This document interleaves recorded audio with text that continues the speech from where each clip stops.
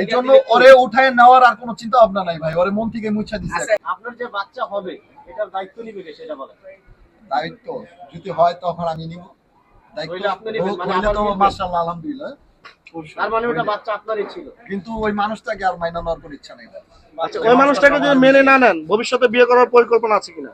বিয়ে করার চিন্তা ভাবনা নেই, মা বাবা নিয়ে আলহামদুলিল্লাহ চান না। এরকম চিটার বাটপার যারা তাদেরকে যদি বাচ্চা হয় তাহলে সেটা মেনে নেবেন। আপনি বলেন 3টা দিন আপনার ওয়াইফ কি আপনার সাথে 3 দিন থেকে বলতে পারবে আপনি খারাপ? 3 বছরও না, 3 মাসও না, 3 দিন থেকে বলতে পারবে আপনি খারাপ।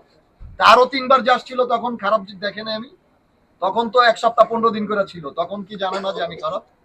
তাহলে এইবার এসে ব্রাইডাল শুট দেওয়ার পরে, নায়িকা লুক দেওয়ার পরে কি, বধূ লুক দেওয়ার পরে কি আমি খারাপ হয়ে গেলাম? এই লুকটা নাকি আপনি জোর করে করাইছে। ও পার্লারে কেউ তো বললো না আমাকে যে জোর করে ধরে নিয়ে আসছে। সেনাবাহিনীরা দেশ কন্ট্রোল করে, এখন জোর করে কিছু হয় না ভাই। বাংলাদেশ সেনাবাহিনীর প্রতি তো আস্থা আছে আপনাদের, আমি ওই আস্থা নিয়েই চলি। সে তো বলেছিল ওইটা নাকি একটা ব্রাইড শোর কথা বলে তাকে সাজিয়ে আনছে। আমার বউকে আমি ব্রাইডাল শুটে নিব না কই নিব, এটা কি ভাই কাউকে বলতে হবে? কারণ আমার তো ওয়াইফ, আমি আমার বউকে বউ সাজাইছি, আমি ব্রাইডাল শুটে নিয়ে নিত। কারণ ওই দিন আমার প্রেস মিটিং ছিল, তো ওরে চিন্তা ভাবনা করছি যে আমার যেহেতু ওয়াইফ আমি সুন্দরভাবে একটু প্রেজেন্ট করব। সাকিব ভাই, গাজীপুরে কিন্তু বউ ভাড়া পাওয়া যায়, এটা জানেন আপনি? ওইটা তো ভাড়ার বউ না ভাই, আপনারা ভাড়া তো অনেক কিছুই পাওয়া যায়, গার্লফ্রেন্ড একটা ভাড়া নিয়ে নেন।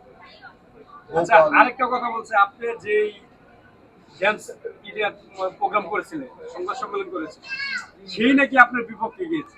না না, এটা মিথ্যা কথা। সে তো ইকরা তো বলতেছে সে আমাদের এলাকার ভাই, ওই যে মিশা ভাই বন্ধু, মিশা ভাই ভালো জানে। চয়ন ওটা ডান্স প্রোগ্রামের না, ও ম্যানেজার ছিল না। ওরা আমি বাসা থেকে বের করে দিচ্ছি, কাহিনী করে বাসা থেকে বের করে দিচ্ছি, ওর নাম্বার প্রচার হয়েছে, ওই নাম্বার দিয়ে হচ্ছে বিভিন্ন মানুষের থেকে প্রতারণা করতেছে, আর হচ্ছে টাকা নিচ্ছে, বলে যে 3 পিসের করতেছি। আমার কয়েকটা অডিয়েন্স আমাকে ফোন দিয়ে বলছে, সাকিব ভাই আমাদের কাছ থেকে অগ্রিম পেমেন্ট করতেছে এই যে চয়ন, ওর নামে অলরেডি একটা মামলা দায়ের করতেছি আমি। ও একটা ভয়েস পাঠাইছি ইতিমধ্যে আমার শাশুড়িকে, ইকরার আম্মুকে, বলছে যে আমি ওর বাসায় তো নাই, আর আমার দেশের মানুষকে বলছি যে আমি গুম হয়ে গেছি, একটা গুমের মামলা দাও, সাকিবের কাছে আসছিলাম, এখন আমি কোথায়, মানে এই পুরো ভয়েসটা আছে। আচ্ছা সাকিব ভাই, আমরা ইকরার কথা বাদ দিলাম, ইকরার পর আরেকটি মেয়ে যখন হচ্ছে আমি জিজ্ঞাসা করলাম যে কোথায় যেতে লইছিলাম, আমি ওর দিকে তাকাইছি, ও দেখে আরেকজনের দিকে তাকায়, আমার ম্যানেজার। পরে দিলাম একটা থাপ্পড় দেওয়ার পরে হচ্ছে ও বলতেছে জান পায়ে ধরি, হাতে পায়ে ধরি, ও আমার শিখাই দিছে যে তুমি ভালো না, এই জন্য আমি চলে যেতে লইছিলাম, আমার মাফ করে দাও, আমার আম্মুর হাতে তুলে দিও না, আমি তোমার সাথে সারা জীবন থাকতে চাই। আমি বলছি যে না, এইভাবে যদি আরেকটা দিন বের হয় তাহলে তো আমি গুম খুনের মামলা খাবো, এই জন্য ওর আম্মুর হাতে হচ্ছে উঠে দিচ্ছি। আচ্ছা সাকিব ভাই, আমরা বয়স যেহেতু হয় না, ওর আম্মু বলছে বয়স হয় না, বয়স হইলে তখন হচ্ছে আনুষ্ঠানিক ভাবে উঠাই নিয়ে আসবো, চিন্তা ভাবনা আছে। এটা সিঙ্গার আসলে ওরকম কিছুই বলছে যে ভাই এটা আপনাকে মিন করে লেখা হয়েছে গানটা, তো মনটা আমার ভাঙ্গা দিলি তুই, এই তোরে ছাড়া বুঝি না কিছু, এরকম মানে একটা গান আছে। ডেডিকেট করবেন কিনা তাকে ডেডিকেট করার মতো কিছু না, আমার লাইফে যেটা ঘটবে আমি ওইটাই তুলে ধরার চেষ্টা করবো। কারণ আপনারা দেখছিলেন যে একটা শর্ট ফিল্ম বানাইছিলাম, যে আমার সাথে যে ঘটনা ঘটছে ওই ঘটনা দিয়ে একটা শর্ট ফিল্ম বানাইছি। আমি কিন্তু খুবই কম কাজ করি, কিন্তু কাজ হচ্ছে যখন করি তখন ভালো কিছু করার চেষ্টা করি। সাকিব ভাই, আপনার মিউজিক ভিডিও নিয়ে কি প্রত্যাশা? মিউজিক ভিডিও নিয়ে ভালো একটা কাজ দিছি, এখন সবার কাছে কেমন লাগে তারা কমেন্টই জানাবে। আচ্ছা, আমার কাছে কোন ব্যানারে দেখতে পারবে? হ্যাঁ, কোন ব্যানারে? এই আনোয়ার অফিসিয়াল ইউটিউব চ্যানেলে, এবং হচ্ছে জুনিয়র সাকিব, মনটা আমার ভাইঙ্গা দিলি তুই লিখলেই চলে আসবে।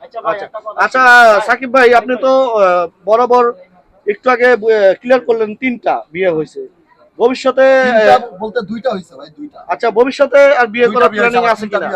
ভাই সিমি একটা ভবিষ্যতে বিয়ে করার প্ল্যানিং আছে কিনা? ভাই আমি এই নাম এইসবের নাম চিনি না, আমি যে নামটা বলছেন ভাই চিনি না। আমি আর ও গেছি বাইরে চা খাইতে, হঠাৎ করে দেখি একটা রিক্সায় উঠছে। তো রিক্সায় উঠে যাচ্ছে কোথায়, ও দেখা কি যাচ্ছে কোথায়, না আমি বলছো বাসায় চলো, বাসায় নিয়ে গেলাম আমরা, জিজ্ঞেস করি তুমি যাচ্ছ কোথায়, টিকা বলতেছে না আমার আম্মুর কাছে যাবো না, আমার যেদিকে 2 চোখ যায় সেদিকে যাবো না। তখন বললাম যে তুমি একা আসছো, তোমাকে জোর করছে কেউ না। যেদিন ও আমাদের কেরানীগঞ্জ আছে সেদিন আমরা থানা থেকে পুলিশ আনছি, পুলিশের মোবাইল ভিডিও আছে, ওই বলছে যে আমি একা আসছি, সাকিবকে ভালোবাসি আমি, আমাদের বিয়ে হয়েছে 7 ফেব্রুয়ারি 2024-এ, মানে শুরু থেকে। তো আমি আবার চলে আসছি, ভালোবাসার টানে আমার জোর করে আনে না, এর একটা ভিডিও আছে আমাদের প্রথম যেদিন গেছে। তারপরে যখন একা চলে আসবে বলছি তুমি চলে যাও, বলছে আমি যাব না। তারপর যখন একা চলে আসবে তখন আমাদের কথা, একটা মেয়ে একা কোথায় যাবে? যদি ওর মার কাছে না যায় তাহলে কোথায় যাবে? যদি অন্য কোথাও চলে যায়, দোষটা কাদের হবে? আমাদের হবে। আমাদের হবে না যে তোমরা আমার মেয়েরে গুম করছো, না হলে বেচা দিছো, এমন কোন একটা কথা বলবো? তারপর আরেকটা কথা, ওই